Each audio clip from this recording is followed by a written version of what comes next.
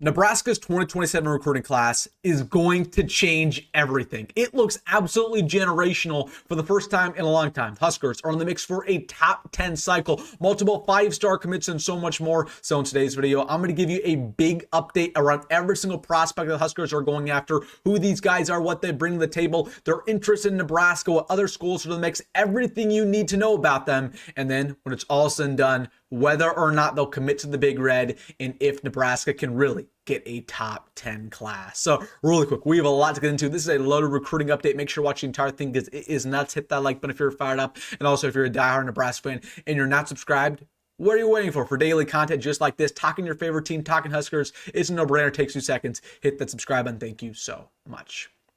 But without further ado, let's get into it with a loaded update. Talking specifically about Nebraska's 2027 recruiting class, which looks absolutely generational. At this point in time, already 10 5-stars in the 2027 cycle have already visited Lincoln. They're already saying that Nebraska is one of their top schools. Nebraska, they're in a very good position to land some of the top prospects on the East Coast, West Coast, Midwest, and so much more. So let's just get things started. We'll go from quarterback, running back, all the way down to defense, the top prospects at every single position that Nebraska is going after, where they stand, and how they can actually land these guys. So let's get things started with the quarterback position. Who is Nebraska going after at quarterback? Wait, never mind. We already have our guy. You already know who this is. Mr. Trae Taylor, who should be a 5-star very soon here, of course, coming out of Chicago, Illinois, 6'3", going up to about 200 pounds at this point in time. He's put on a lot of weight this offseason. But listen, Trae Taylor, in my opinion, is already a 5-star guy. He has some of the best accuracy we've ever seen from a Nebraska commit. He goes through his progression at a high level. He's somebody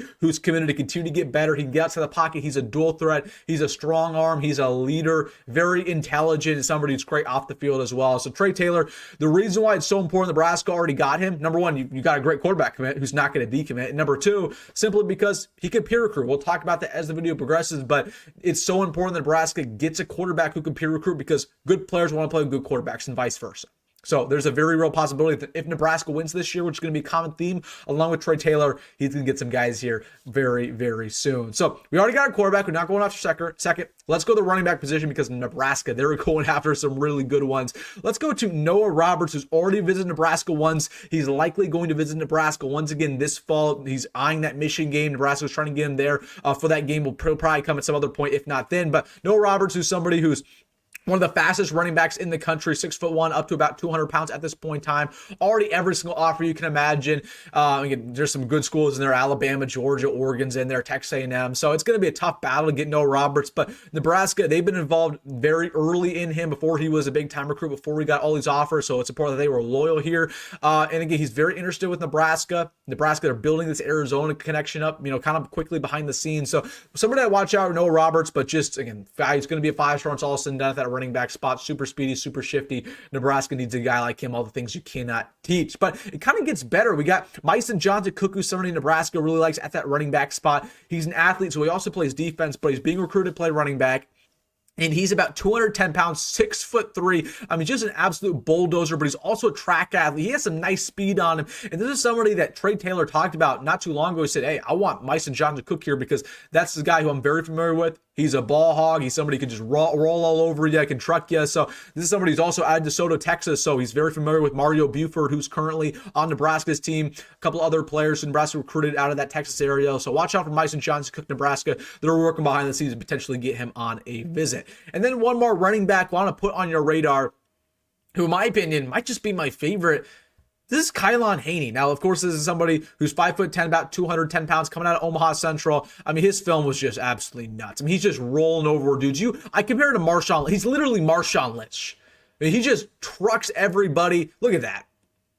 Look at that from Kaahaaina Torres. Already visited Nebraska multiple times, and the Huskers gave him an offer not too long ago. Already has some pretty solid offers around the country. Wisconsin's in there too. So watch out for Kaahaaina Torres. But this is somebody, Nebraska, I think they got to land pretty quickly here. I would expect Nebraska to probably land 2 running backs in this class. This might be the class where Nebraska ends up getting 25, 30 commits like you see around the country in the 26 cycles. Kaahaaina Torres, I really like him because I think when it's all said and done, he could be a very high 4-star prospect. He's going to be blowing up this year, getting some good offers. So just watch out for Kaahaaina Torres, but some good options there at running back. Now let's go to wide receiver. Starting off, with none other than the number one wide receiver in the class. This is Jameer Brown, current Ohio State commit, but Nebraska behind the scenes for some time now. They've been working on getting him on a visit this fall, along with him and Trae Taylor. Trae Taylor, of course, they have a great connection. They're 7v7 teammates. So Jameer Brown is somebody who is compared to Jeremiah Smith all the time, one of the best wide receivers we've ever seen now come out in the last decade. Great hands. Doesn't, again, not the biggest in the world, but just so speedy, man. Great route running, so polished in every single aspect. And somebody, no matter what program he goes to, whether it's Ohio State, whether it's Bama, whether it's Georgia, whether it's Oregon, doesn't matter. He's going to start right away. So this is somebody who, Nebraska, it's going to be very hard to land a guy like Jameer Brown, already committed to Ohio State. That's wide receiver U, but if you win, anything's possible, and it just comes down to winning above everything else. I mean, we'll talk about that at the end of the video, how important winning is and what you need to actually see from a record standpoint in order to get these type of guys. Like, is 7 wins good enough? Is 9 wins good enough? Or what? So we'll talk about that at the end of the video, but Jameer Brown, somebody to watch out for. Taylor Ellis is somebody who right now Nebraska technically is the favorite for. 6 foot tall, 170, also very familiar with Trae Taylor. Again, somebody to watch out for. Again, very physical, good contested catchability, not super quick, but has some decent wheels on him. But overall, very nice hands, and somebody who's a pretty solid prospect. Somebody who's, again, has that high work ethic that Nebraska is looking for at wide receiver. And then another guy put out here is Nick Lanier, somebody Nebraska recently offered coming out of Miami, getting almost a borderline 5-star guy, about 6 foot tall. He visited Nebraska, I believe, for that 7v7 event, so he played very well. But Miami right now is the favorite. Just watch out for this guy, another very talented player who Trae Taylor's been talking up. And then let's go tight end. Arguably Nebraska's biggest target right now in the entire 2027 class, none other than Ahmad Hudson, 5-star prospect guy who also plays basketball, a 4-star on the basketball court, but somebody who is 6'7". He's about 270 pounds, or excuse me, 230 pounds, but man, just contested catchability. He's super speedy. He's somebody who is the best hands I've seen from a tight end in some time. Just knows how to get open, knows how to use his physicality, use his length. So Ahmad Hudson, somebody in Nebraska right now, they are the second team in the mix here. Number one's LSU. It's been that way. I think LSU probably will land him, unless Nebraska, makes college football playoff, which is definitely possible. But Ahmad Hudson, somebody who Trae Taylor said multiple times, this is the one guy he wants to pair up with more than anybody else. Hopefully we can get him to Lincoln because he was just balling out in that 77 tournament. But honestly, if Ahmad Hudson doesn't come here, we still have some decent options as well. We got Cooper Twillinger coming out of South Dakota, who's a borderline top 100 prospect in America. Kind of like a better Carter Nelson, in my opinion. He's 6'6". I mean, super, super long, but also he's speedy, man. He's a physical blocker. So we'd watch out for this guy. I think Nebraska, again, they very well could land him if Ahmad Hudson says no. They say, okay, we're going to go to Cooper Twillinger because that's our guy too. So another really good option there, another borderline top 100 prospect in America, which you'll take every single day of the week. And then on to the offensive line, which quietly behind the scenes, the offensive line has been Nebraska's biggest success because they have had, and I kid you not, already 5-star offensive linemen visit Nebraska in the cycle alone. I don't know what Donnie Raiola is cooking up, but he's cooking up something good. Hopefully we can get these guys to actually commit, though. But Kennedy Brown, we get things started. Number 3 player in his entire class. He visited Nebraska, I believe, in February. Had a really good time checking out the program. Now, there's some good schools in the mix here. I mean, Texas is really in there. Texas is definitely the school to beat right now. You got Texas A&M, you got Bama, you got Oregon. You got pretty much every school you can imagine. He's the number 1 tackle in America, right? It's going to be hard to land a guy like him, but it just comes down to winning, comes down to NIL, and it comes down to Trae Taylor continuing to peer recruit him, but love Kennedy Brown's game, man. Very physical tackle who would be in the mix to start right away. Kind of reminds me of Brandon Baker, if you guys remember Brandon Baker in the 24 class. And then you got Cooper Hackett, who visited Nebraska twice, coming out of Oklahoma. Chris Ball's been coming in recently for Texas Tech. They just recently gave him a big NIL package, so he'll probably commit Texas Tech, but Nebraska, they're in a good spot for him. If it does not commit over there, then you got Jake Hildebrand, who's another guy who's a borderline 5-star, this time coming out of Basha. He's the teammate of Noah Roberts, very physical tackle, solid in the pass pro. Nebraska, arguably the favorite right now, along with some other schools. Arizona State's in there. That's a hometown school. We got Texas. You got Texas A&M. You got Oregon as well. So Jake Hildebrand already visited Nebraska once. He'll probably be back, I'd imagine, in the fall. You got Kelsey Adams, who's another top 100 offensive tackle, visited Nebraska twice, coming out of Atlanta. Huskers in a really good spot there. You got Cameron Wagner, who I very well believe is going to be Nebraska's next 27 commit, coming out of Chicago, or excuse me, St. Joseph, not Chicago. It's coming out of St. Joseph, but he's an Illinois boy, very familiar with Trae Taylor. Those guys are almost best friends. Cameron Wagner, I think, is going to commit to Nebraska probably in the next 2 months. I think it's going to be a done deal here. He's a top 100 tackle in America. He's very good. Mark Matthews, number 1 interior lineman. number 2 tackle, but also can play interior line. He visited Nebraska for that 7v7 tournament, had a good time. Another guy Nebraska's been chipping away, another 5-star. And then you got Albert Simeon, who's the number 1 interior lineman. This is the number 1 interior guy. He can play center and guard. He's visited Nebraska twice as well, coming out of Louisiana. I mean, it just gets better, man. You got Reese Russell coming out of Colorado, number 1 player in that state. Nebraska's done a good job there. He's a 4-star according to some recruiting sites. Man, it's crazy, man. This offensive line class is so good. All those guys already visit. Every single guy I just mentioned. Can they continue to visit? Can we win? We'll see. But Nebraska in a really good place on the offensive line. Let's go to the defensive line because honestly, we talk about this all the time in the 26 class because it has a lot of problems. Kind of has a small problem in the 27 class too because we really haven't had too many top defensive linemen visit. We've had a couple here and there, but Caden McCarthy, somebody I would watch out for. He visited Nebraska not too long ago. I predicted on the channel, I said he was going to be a 4-star prospect. That was back when he was unranked. They quickly bumped him up to a top 4-star. So I don't know if I just spoke it into existence, but that was like literally a day later. But very, very speedy edge rusher coming to Texas. Nebraska, a good spot along with Baylor and a couple other hometown schools. You got Rashad Streets, who visited for that 77 tournament, top 100 edge rusher. I believe he had like 25 sacks last year in his sophomore campaign. It was like some ridiculous. It might have even been like 30. It was literally unbelievable. You have to look it up. But Rashad Streets, I mean, the production does not lie. That guy just knows how to get the quarterback and make plays, clearly. So watch out for that name. Visited Nebraska recently. Zane Rowe visited Nebraska for the spring game, had a very good time. Said Nebraska was one of his main schools. That's somebody who's another top 100 edge rusher, 6'5", about 260 pounds. And then you got on the linebacker core. Let's go to the linebackers now because defensive line looks good. There's not too many interior defensive linemen we're going after right now, but we're going after a bunch of good edge rushers, which is very solid. Now onto the linebacker core. You got Toa Satili, who's Nebraska. They've been sneakily going after for some time now, coming out of Hawaii. This is somebody who we talked about, I believe, like a year ago on the channel. I told you guys, watch out for this name because he's going to be a bigger recruit than what you think. At that time, he was unranked. Now he's a top 100 player in America. You know, it's kind of wide open right now in his recruitment, but I think Nebraska, with that Hawaii connection that we're building, could very well see him visit Nebraska. He's a coach's son as well, so he's going to fit right in here if he ends up visiting in the fall. You got Marshawn Ivey, Nebraska in a good place, coming out of Cardinal Ritter, same high school that Jamarion Parker went to. We're building a good connection in St. Louis, so somebody who's a very, very physical linebacker. Would watch out for him. And then let's go to the secondary. Let's talk secondary. So I would say right now, as it stands, the offensive line is the best positional group we're going after. The second one is the secondary. Man, the secondary is just it's loaded.